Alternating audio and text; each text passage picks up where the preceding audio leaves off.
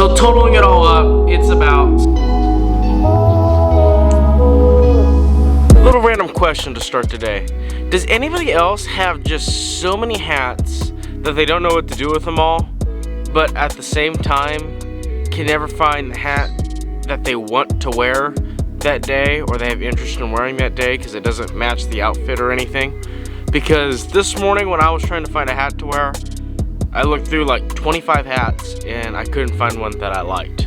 But I don't know, maybe that's just me. So on to the video. Today, as you could tell by the title, I'm gonna be talking about the cost of playing competitive golf. So basically, the other day I was on YouTube, right? And I was watching videos, trying to come up with videos for the channel. I always like to watch other people's YouTube videos to kind of come up with a brainstorm, you know, use it and see if there's any ideas I can steal or some editing techniques I can steal to make this content better. So hopefully I'm able to push it out to more people and make a bigger impact and create more value in everybody's lives. One of the things that caught my eye was a video that I remember watching when it came out. It was about how much it costs to play professional golf. And that got me thinking, and I started to wonder, I wonder how much this summer costed me. I went ahead and I started going through sheets and receipts, and I kind of got a general idea of how much this summer costed me. So I'm gonna go ahead and share that with you. Starting off, I'm gonna talk about equipment real quick. I don't know the exact amount I have bought in balls and gloves. However, I do know what I've paid for exactly in equipment. So to start off there, the only equipment I have bought this year, as in clubs, are fresh wedges. Everything else I bought was last year, and so I'm just gonna call that last year. And I spent $585 on brand new Vokey wedges this year. As for balls, I calculated that I buy maybe a dozen balls a month. I mean, it probably isn't even that much because usually I get balls. Sometimes I'll get some balls given to me. I've never been one to really buy a lot of golf balls. I don't play a lot of golf balls. I just calculated at 10 dozen balls for a whole year would be, give or take, about $500. So I'm gonna call it $500 on balls. So I actually play the Kirkland Signature glove, and I don't have the interest to go spend money on a nice glove. And so I calculated that to be about $285 on gloves over the course of a year. That's how much it would cost me, that total, which I'll put right here. I don't know what it is off the top of my head.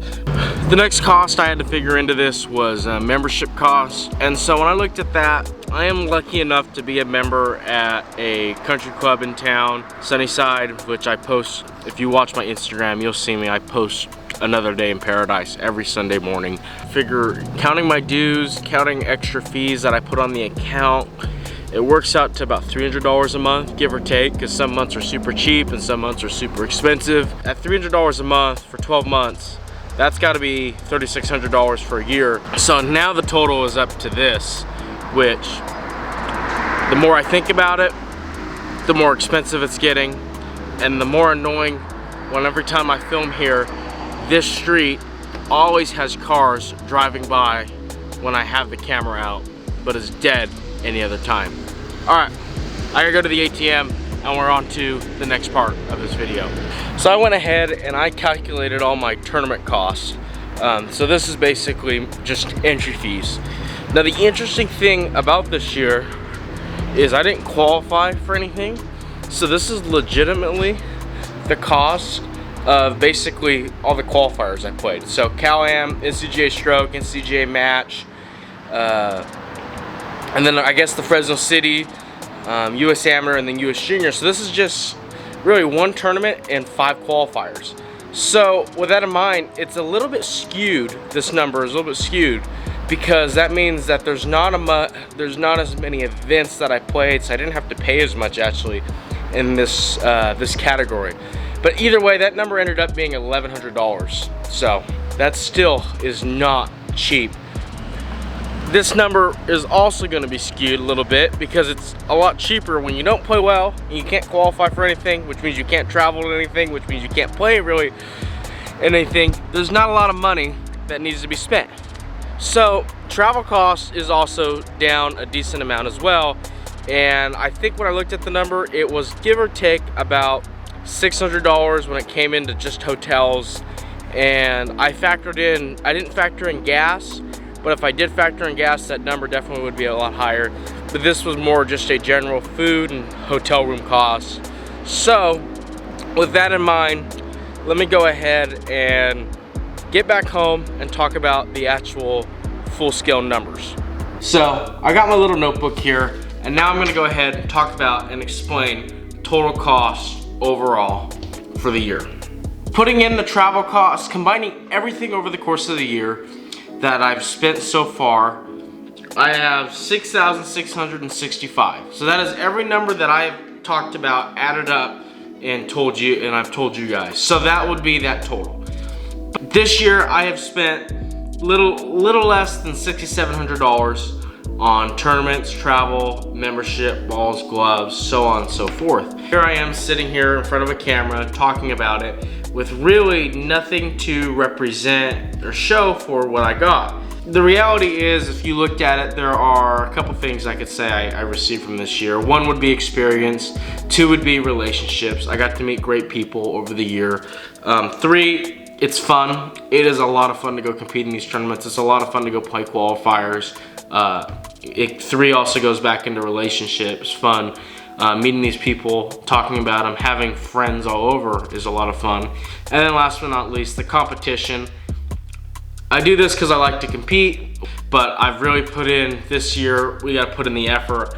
And next summer, I feel like could be very much a bigger summer, because this summer was a real learning experience, and it was a good summer in a couple different ways. Just kind of sucked that I didn't at the very least play in as many tournaments. And to be honest with you, part of that is scheduling. Next year I got to do a better job scheduling more tournaments on top of qualifiers, so that way if I don't get in, I still have something to play for.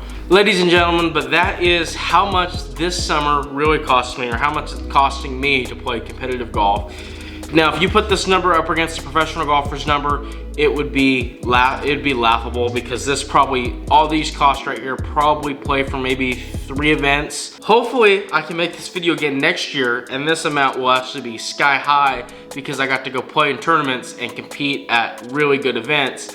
And if I got to compete at really good events, that would mean I played really well in tournaments, and that would make my travel cost higher, that would make my tournament cost higher, and probably would mean I would have more equipment, just because I would have to tailor my bag a little bit better, most likely. But that's all I have for today, ladies and gentlemen. Up until next time, hope you all enjoyed this video, kind of a different video, so cheers.